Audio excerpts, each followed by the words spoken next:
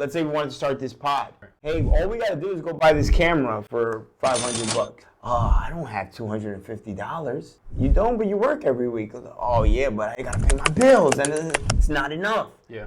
And it's like, well, can you save it? No way. And then I'll go to that same person. Hey, I'm going to the club tonight, and the entry is only $50. Yeah, I'm in there.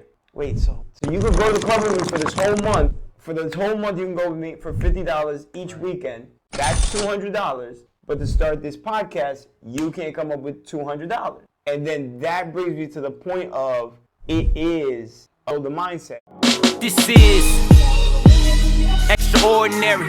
Can't ignore it. This my story. I've been more than ready. And this stuff I'm cooking up this here like culinary. True intentions, must I mention? It's just legendary. Hey guys. Welcome to the Everything is Everything podcast. My name is Vladimir Ledesma. And my name is Fabio Suarez. Today we're going to be covering, I think, one of the most impactful books of a generation for entrepreneurs. And we're just going to be highlighting some of the things that maybe impacted us the most. This is obviously opinionated, but just some of the highlights that we got from this book, which I feel was one of the first books that got me started on my journey and kind of gave me hope and belief that, wow, I could really do this. And that book was Rich Dad, Poor Dad by Robert Kiyosaki. Yes, sir. And I think that's a great book for anybody who is wanting to better their finances, wanting to understand, just how to, what's the difference between assets and liabilities. We're going to get into all of that, but I just want to highlight that as we continue. 100%. We're working, right, which is important. We're taking the action. Right, consistency. And yeah, I'm excited too. So let's get straight into it. I think this book, I'm going to start with probably my biggest takeaway. Well, actually something that you brought up was the Rich Dad, Poor Dad analogy and perspective is so cool because you can learn from everybody, right? Right. You can learn different avenues from everyone. And a lot of times it's just you don't know what you don't know. So we learn most of the things that we learn in our upbringing and from our environments and, our parents. And sometimes we automatically adapt and adopt whatever their kind of financial strategies are or what we're used to seeing on that end. So I say that to say, this book, it was like an outlet to oh, this is what a rich man's perspective, because let's say for me, myself, I didn't have a lot of people that were wealthy or affluent around me. I needed to go into books in order to find those people. And it's kind of that good perspective of hey, you can find it. They exist. The biographies are there. We can look them up. But this was such a good intricacy of how a rich person acts in a situation compared to the poor dad. And I thought that is what really made this book probably stand out for everyone. Right, and I think, when you go into different environments, there's always two different perspectives, right? There's a lot of different perspectives, and you're not always going to resonate with one because of the way you grew up, right? But there's always the best way, and I feel like Rich Dad, Poor Dad, Rich Dad knew how to handle his finance, and I think in our life, if we look for, if we dedicate to finding out, we'll see them, right? We'll find the right perspective if we look hard enough. If we're not shut off, if we're there's not one way or another. We can learn from both, right? We can learn what not to do, and we can learn what to do. So right. We were talking about the two different perspectives. I think you should kind of right. And so what I was basically trying to say was when you go into a room, there's a lot of different people, and you can learn from all perspectives, right? Even whether they're good or bad. Just because it might not be, it might seem bad, but you can learn from it. Right? Absolutely, right, because so one thing that you said a little bit earlier was the best. Best is even a perspective, right? Because there's so many people that want to live a certain way that another person may not. Right. So there's no real right or wrong. It's just what fits you. It was just a great, but yes, it's to the point of you learn from everyone. Right. You learn the bad things and you learn the good things, and that's why you see kids that live in the same house and they can be completely different because what they learned from seeing whatever they saw could have been internalized completely different. Right. And I think that Robert did a great job in this book in kind of showing what his perspective was from his rich dad, and it's quote unquote his rich dad, right? Right. And his poor dad. His poor dad that was not actually poor, in the sense of like it was an educated person. He was a teacher, Right. which is like a very that's what he was, right? He was a teacher. Yeah, he was a teacher, and he was well respected too in his community. You know? Yeah, like so that's something to admire and has its admirability. Yeah. I think the point that Robert was trying to drive home is for financial security and financial independence, you have to look at money and you have to look at your finances in a different way. Right. And that's kind of, I think, what we're going to tackle on a little bit more here, which was, I'm going to go straight into one right away that I love and like stuck with me so much is the pay yourself first. Yeah. Oh man, that's a good point. Pay yourself first was something like my biggest takeaway when I first read this book, which was like back in 2015, was, oh man, because I've always been responsible. I've always paid my bills on time. Right. And I've always made it a point and always wore that like a badge of honor of, I've always like, hey, I don't have anything, but I'm responsible. Like, you know, I pay my bills on time. Like maybe I have nothing to show for it at the end of the month, but I pay my bills on time. And it was like, yes, you should be responsible. Not saying that anyone should not. Right. But you should be your priority. So if you're going to pay anyone, you should definitely pay yourself first. Right. You should pay yourself first because, you know, when hard times come around, which they do for everyone, Con Edison's not going to come and save you. You know, that credit card company's not going to come and save you. And you need those things, right? Because we need light to survive. Yeah. We need credit to move forward. But at the same time, we need to be in a stable situation for those emergencies. Yeah, and it even sounds selfish, right? Like pay yourself first. Like in other words, forget about everything or everyone and pay yourself first. But you're actually helping everyone around you when you do that because you're preparing your family, you're preparing your children, you're preparing whoever's coming after you, right? Because you're in a better position. I feel like 100%. And I think that's what he wanted to. The whole point of the book is for you to be in a better position. Right. Right. So it's paying yourself first is not necessarily a bad thing. 100% no, right? Like I always say, you can't help someone stand up if you haven't stood up yourself. Right. So like, yeah, that was like my biggest takeaway, and immediately me and my wife put that plan into action and saw things change in months. And it was like, hey, we're gonna put away this much from our check immediately when we receive it, before anything else. And what it did for us was, right, we were on a limited budget. So maybe, you know, because there is the extra money. We just usually go out and eat. We just usually go out and, you know, at that time I used to drink. I'd go out and have my couple of drinks or whatever the case may be. So when you do that, well, it limits those. So really, you're not taking away from your bills. You're taking away from the extra leisures that maybe you could postpone for a little bit longer to get your savings right. Right. You know? And so that was definitely my biggest takeaway from the pay yourself first. I thought that it was so cool. Yeah, I think that when people start doing that, you know, they're going to have more freedom, right? More freedom is definitely going to be a part of their life, part of their family. You know, when they want to go and travel, it's going to be something normal, right? Because you made a conscious decision to, you know, be responsible right at the first time you receive a check. You know, you're setting yourself up for success. You're setting yourself up for success. So that's such a good takeaway. Yeah. Yeah. So pay yourself first. Definitely super important. Definitely so good for the middle class and young person who is starting off their life. I think can just trickle them into the right direction.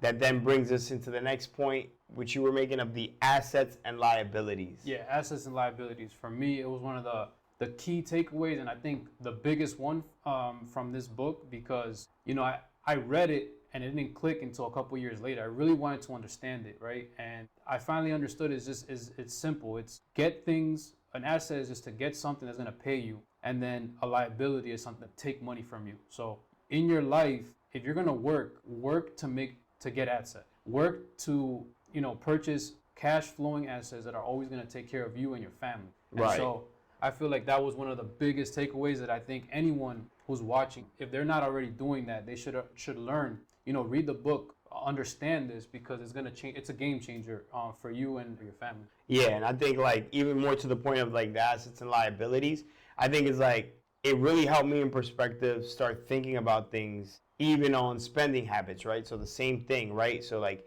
the pay yourself first was like, all right, you're cutting out a little bit more of the extracurriculars that maybe I couldn't afford.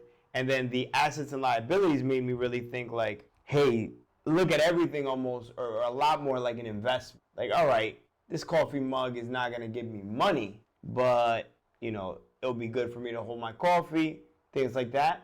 But then it goes a little bit deeper and it goes, but how do I get things to start giving me money without me working for it in my 9 to 5? Right. I think that's the biggest part of that assets and liabilities that really clicked for me and I really enjoyed because I really started looking at everything like, well, all right, cool. How does me investing into this put $1 in my pocket? Right. And yeah, that was like, Yeah, that's a good point. Like, and more than just money, like is this gonna bring me more peace, joy, freedom, time with my family? love it. Because if this is gonna bring me more time with my family, then I'm definitely gonna put my energy into it. Love it, yeah. And I feel like once we get into that, once we start understanding that, like you started looking at everything like that. Me too. I think that's what this whole concept of assets and liabilities did for me. How is this going to bring me more peace and less stress? Right. Because when you work and all you're doing is buying more things to then give you more stress, then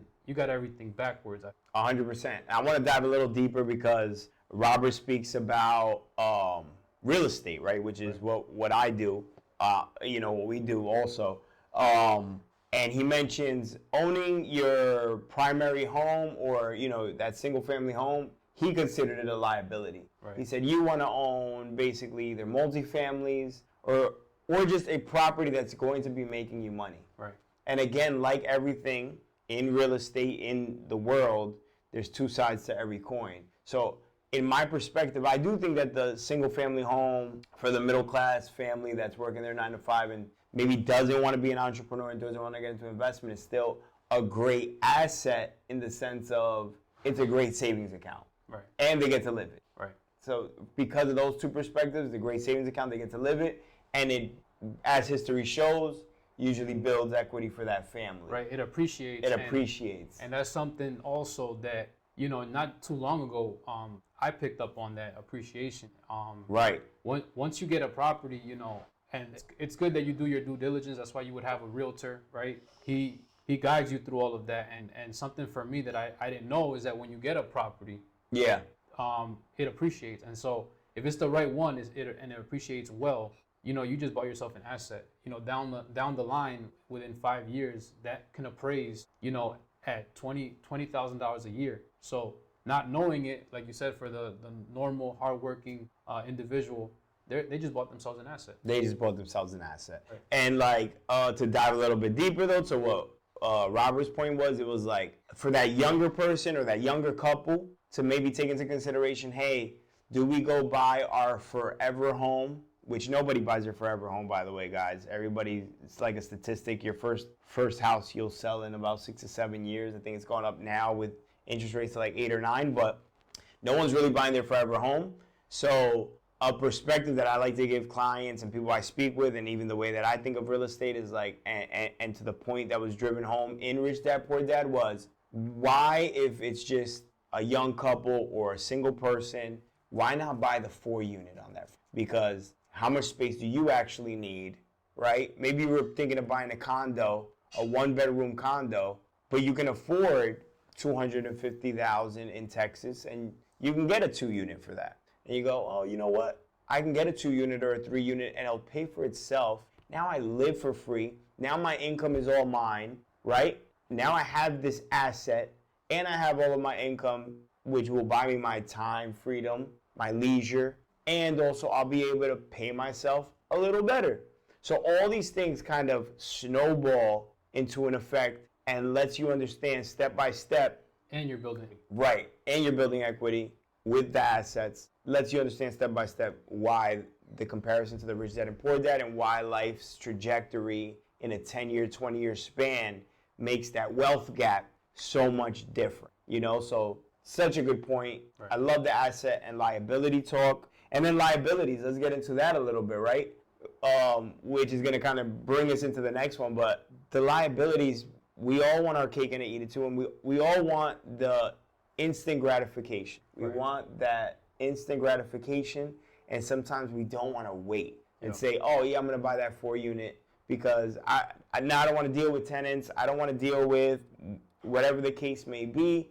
I want a ranch with 4 bedrooms, Right. even though I don't even have a family yet. I want a ranch with 4 bedrooms right now, and I want the backyard with the picket fence. I want everything now, Yeah. which is fine, right? Because my big thing is get it how you live it. So if you got it to get that way, then get it how you live it. Right. But if your goals are for entrepreneurship, are for growth, then you might want to take into consideration, hey, can I wait 2-5 years for that? Because there's maybe 1 or 2 moves that I can make here that can have me make that move and not be house poor, Right. right? Because I don't want to buy that ranch and then be a slave to it, be attached to it, where now every check I get is just to pay this mortgage. Man, and I'm definitely going to just be here enjoying this. You know, we want to try to keep That's a great point, because we spoke about earlier, you know, you want more peace with every decision. Right. And if you getting into that ranch is going to cost you your peace and cost you time with your family, Yeah. is that really what you want? And we're all guilty of it, right? Like 100%. being more aware of it. Yeah. And knowing where your goals are. It's like you want that peace, so you know you're gonna have to sacrifice for it. You're going to have to sacrifice. Yeah, no, 100%. And I think that's really good. It brings us into the next one that you brought up, was the more income you get, the more spending you do. Yeah, I think that they go hand in hand, right? So we want that instant gratification. We want the shiny object immediately. And let's say you are making money, lifestyle creep, right? We're all guilty of that. It's normal, but we just got to keep an eye on it, right? Because you don't want to be gaining, hey, your income went up this much. Now, let me spend just as much or more, because then we're always chasing something, and we're like, darn, we're not making enough. Well, you're making 100,000. You used to make 50 and live perfectly fine. How did you get to 100 and you're still not living perfectly fine? And a lot of times it's lifestyle creep. Yeah. And it happens because we don't take the perspective of, you know what, I just got this raise. Let me hold on to my used car or that I have for a little while longer while I save up a little more before I go buy that new car. We're like, oh, got a raise? Right. Let's go lease that Lamborghini right now. Yeah. You know, and I think we're all guilty of it, but it's just some really good points that are brought up in this book that really let us know, like, hey, are we really poor, or are we really in hardship, or are we really not taking the time to look at the decisions we're making? Right. Yes, that's just a great one. The more income you get, the more spending. Yeah, like you said, it happens to everybody. But once you can control that, you know, you're gonna be better off in the long run. Right. Right. You're gonna have more freedom. You know, if your goal is I want to travel like every year, at least 4 times a year. Well, Yeah. by looking at your expenses and your income, right? Which is another point that Rich Dad Poor Dad really breaks down. What's your balance sheet every? It's like it's really You're big on important. that.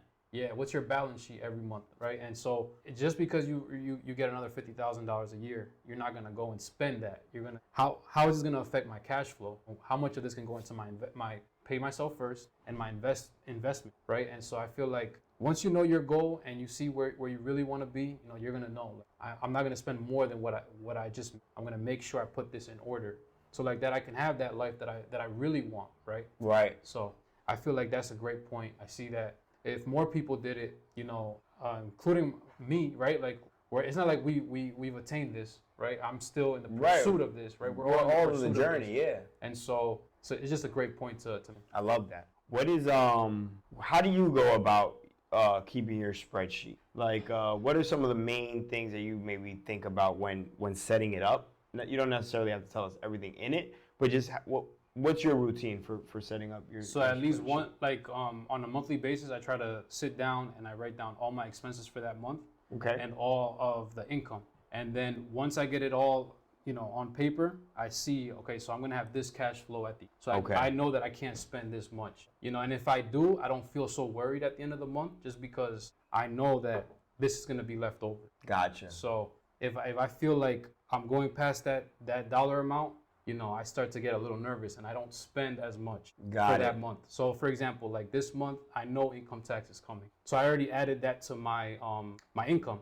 So I kind of know, like, if I want to spend a little extra this month, I'm going to do it. Right. So I might buy, a microphone, like we were talking about the podcast. I might Yep. do that. But if I didn't know that was there, I might not even be talking about it. So I like to go through it and just tell myself, okay, you can spend this much. Perhaps this is how much you should spend this month. Gotcha. So, do you compartmentalize it like, hey, I got my savings bracket, like this goes into savings, Not necessarily. this goes into, Not necessarily, no. So you just do straight income, Yeah. what's going to come, Expenses. inflow, outflow, Right. and what's left over. Right. So if I see $600, I know that I shouldn't spend more than $600. Got it. If I do, As your cash flow. as my cash flow. Got it. If I do, it's okay because I do have some savings, but I try not to break that rule, Okay. right? Because it's like, again, I'm still in the pursuit of this, but I try to like regulate myself through that spreadsheet. Yeah, and just to, I mean, even if you're rich dad, you're always in the pursuit of this, right? Right. This is there is no like magic bullet here that we're talking about. Right. These are all routines and habits of lifestyle. Right. These are all like diets. And These you are get things better that- at it. Yeah, as go. and you grow and break it sometimes and need to go back to it, right? Like I'll tell you, the pay yourself first. In 2015 to 2017, I was so consistent with it, and that's how we bought our first home because we had our goal. We put our goal, I didn't have really a vision board, let's say, but we had our goal, and we were like, hey, we're gonna put this much away, and once we save this much,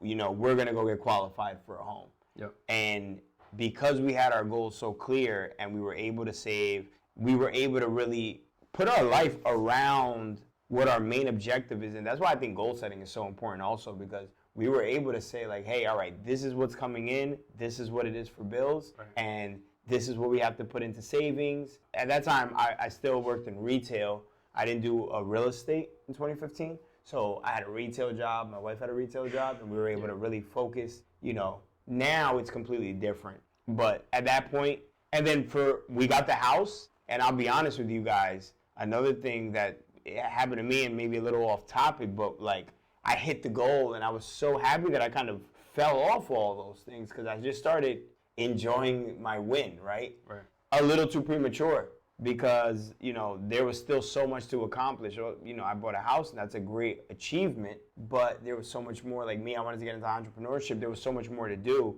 that like in 12 months, I really realized like, oh wow, I really lost this habit of paying yourself first. And I had to kick that back into gear. So it's just like a diet where, you'll be eating good for 3 months and then all of a sudden you're eating Burger King again. You got to kind of check and balance yourself and go, hey, am I keeping Yeah, and I think the it's a good it's really good to be transparent about that, because this is going to be a journey, but as you're doing it and you grow, other people will see it, right? 100% muscle It's- memory? Yeah, it's not just like you just got it, right? I know I did it better. I didn't do it as good 10 years ago. Yeah, I've gotten better since then. 100%. Right. So, no one is just gonna wake up and be there. This is gonna be a muscle you gotta build every day. That's why I like to do the monthly spreadsheet. Mm-hmm. Or it's every month, every other month. I try to sit down and just look at it on paper. Yeah, it's on, awesome. on the vision board or on the whiteboard for me and my wife to see it, right? Yeah. So at least, even if she's not thoroughly just always there, it's there. And she- puts it into perspective Yeah. for everybody in the house to know. yeah, at least if she sees it once, that's enough for me. You Yeah, I know? love it. Even if I know she probably didn't even look at it, it's still up. At some point, I try to put it up and so she can see as well. So Treating the household bills and the household finances as a business. right, I always say that, all this, guys, I mean, I know we're probably like, doesn't sound like we're talking about the book too much, but all this does come from the thought process that kind of came from this book. Yeah, treating just your own personal finances as business is like the number one thing, because people always go like, oh, well, they do that because they're big business. Well, I try to emulate big business in my smaller lifestyle, right? I go, oh, well, Tesla doesn't pay any, people always say it, right? Like Amazon doesn't pay any taxes or whoever. How the hell do they do that? I need to find out how they're doing that and how I can implement something like that into my business. I don't really want to get too mad about it, not to get political, right? Because I don't really care, but I just look at it from a perspective of what's the cheat code there? And then you do the homework. A lot of this has to do just with homework. A lot of it has to do with homework, right? Reading these books are so valuable, and that's why we're going to be talking, like always try to highlight a book that I think it's so valuable, even if you take away just one thing, because they teach you so much. So I try to emulate, also I think I probably got that from this book also, just the rich dads of the world. Like, oh, all right, this person's successful around me. What are their daily habits? What are the habits that I'm seeing in them that maybe are something that I can adapt and adopt? Something I can adopt into my lifestyle. It could be something as simple as just having a conversation with someone. They're like, yeah, I wake up every morning at 6 in the morning. That was a big one for me. I remember I used to sleep in.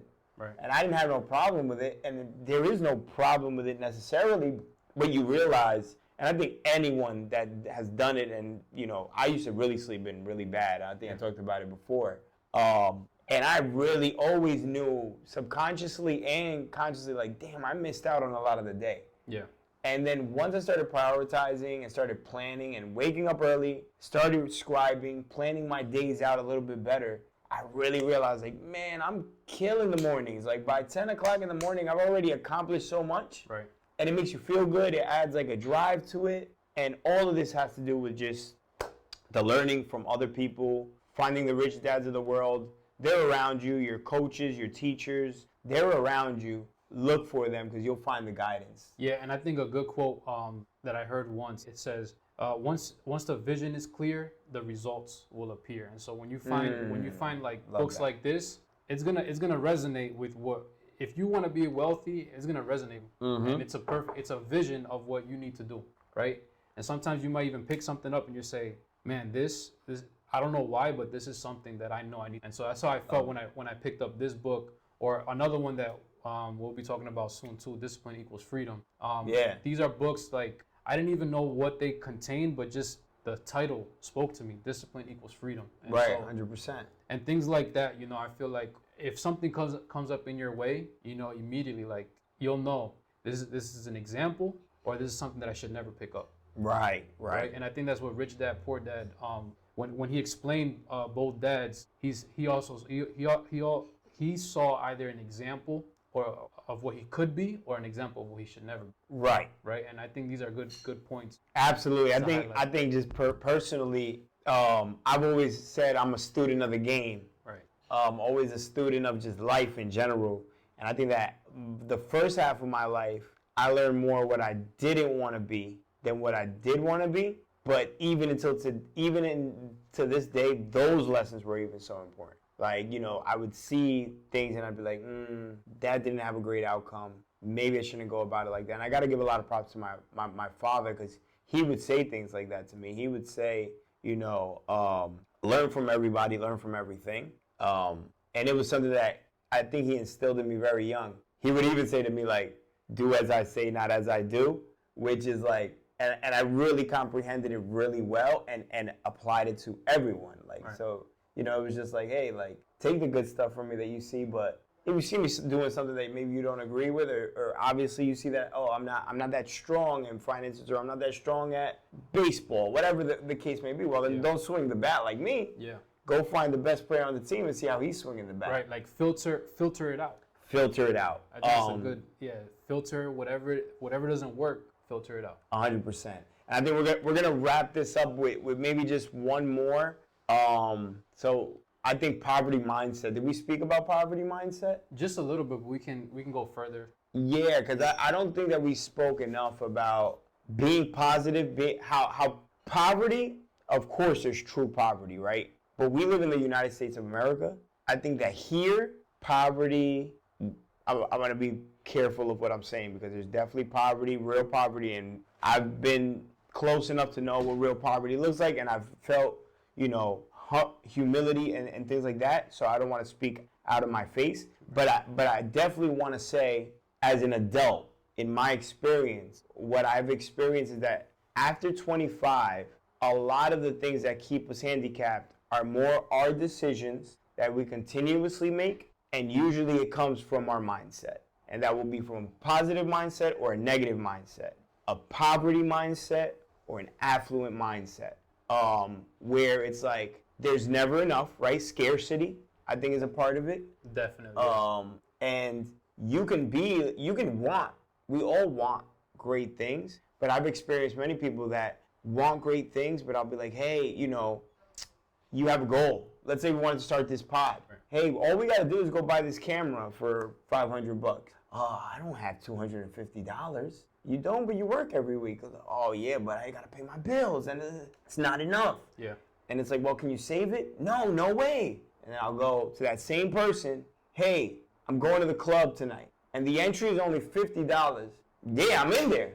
Wait, so you could go to the club with me for this whole month. For this whole month, you can go with me for $50 each weekend. That's $200. But to start this podcast, you can't come up with $200. And then that brings me to the point of it is priorities. Priorities in many ways. And also the mindset of scarcity and of fear. I think a lot of it has to do with fear of even succeeding. Obviously, there's different circumstances for different people, but there's a lot of it that has to do with poverty mindset. And a big one that you mentioned was the poor dad not confronting their finances. Yeah, that was a big one.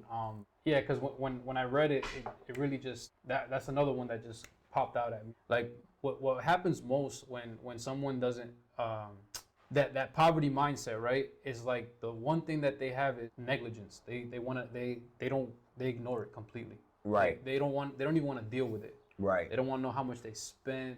I've suffered from this, by the way. Yeah. All my 20s. Yeah. So that's something that I feel like is the root of it all. Like, they just don't care, or they don't want to know. It's not that they don't care. I think that they think it will go away on its own. I think so, yeah. Right? I think that's a better way of saying it. Yeah. They kind of feel like, you know what, I'm going to leave this for later.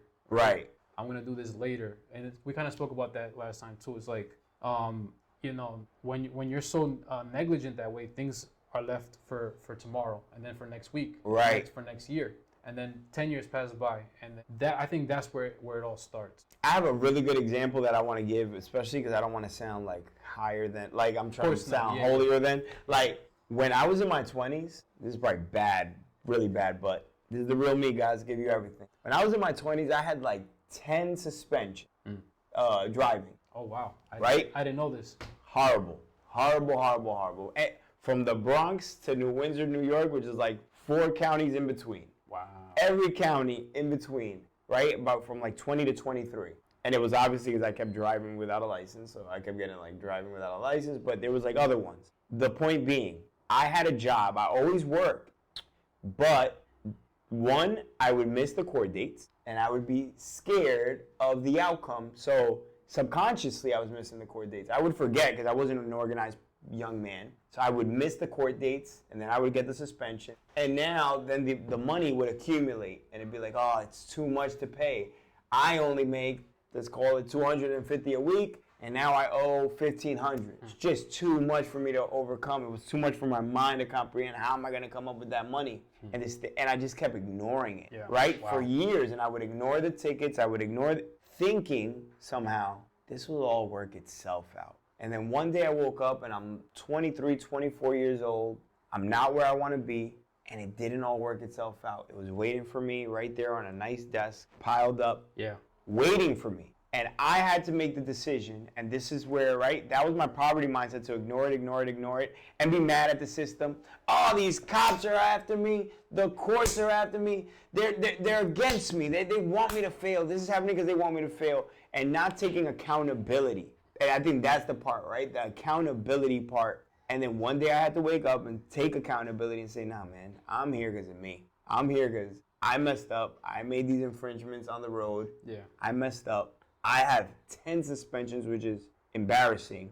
And there's no one I can blame. This is all my fault. And now I have to figure out how I'm going to resolve this. And that's what I did. And it took me, which is nuts too, it took me like 2 years from the moment that I made that decision to accomplishing it, took me about 2 years because I didn't make a lot of money. So guess what? It was really hard to pay those. And it really did take me personally a lot of time. But it was so important to make the decision and say, this is my issue, and if I ever want to move forward with life, I lived upstate New York. I couldn't be without a car. So I had to say, this is my issue, and I had to take accountability for it and find a way to handle it. Yeah. And when I did, it ended up being one of the best accomplishments I ever had at that point to then move me. Now, everything seemed possible after that was accomplished. And I think that that's one of those things that could change from the mindset, right? Right. I felt like the world was against me. The world was on my shoulders. And the moment I said, no, it's my responsibility. The moment I decided it's my responsibility, I didn't feel like the world was against me. And the world started all of a sudden favoring. Yeah. Yeah, and I think it takes a couple of wins for that to happen. Yeah. So you can start building that momentum. The small wins. Yeah, those small wins. And you said something really, really great point, like taking responsibility, right? And Yeah. I think Rich Dad, had this understanding that I have to take responsibility over my family, over my finances, Over my life. over my life. Right. As opposed to Poor Dad, he had certain things in order, but just not his finance, right? Right. And so the point I feel like you gotta take priority over everything, but your finances are one of the most important things, right? And I think that once you say, look, I gotta take control of this. We can't avoid it. You can't avoid it. You can't neglect it for too long. You can't put it to the side for so long, because then eventually it's gonna come back at you and it's gonna come in a big way, right? Like you mentioned something right now. Yeah. And I think about my life like rent, like when I had to start paying rent for the first time. Yeah. I think that's when it clicked for me. Like I can't keep waking up whatever time I can't just on a Saturday, even though I had the day off, I can't just wake up and not look at my expenses. Right. Because no one else was gonna do it, right? I was on my own, and so I had to figure it out, right? And I think that's when this book came across. It's like when you realize how important it is, and no one's gonna be there for you, you gotta make it work. Like you gotta figure it out, even if if there's nobody around, you're gonna find a Right. It's a priority. So. And there's no one that this doesn't apply to, because if you're in this world and you're an adult, this applies, right? We have to deal with money. Right. It's not even about if you want to be an entrepreneur. It's not even about, it's for livelihood. If you want to eat, if you need shelter, if you need clothes, this should be, it's not top priority. There's a million things above this, but it is a very important priority in order for you to have a healthy, good lifestyle. So with that being said, I think this was an awesome It was great conversation. I appreciate you. Thank you so much, my good sir, for always coming through. And I hope you guys enjoyed. I hope you guys got a little bit out of this. This was the Everything is Everything podcast. Many more to come. And we're out of here. We're out. This is extraordinary. Can't ignore it. This my story. I've been more than ready.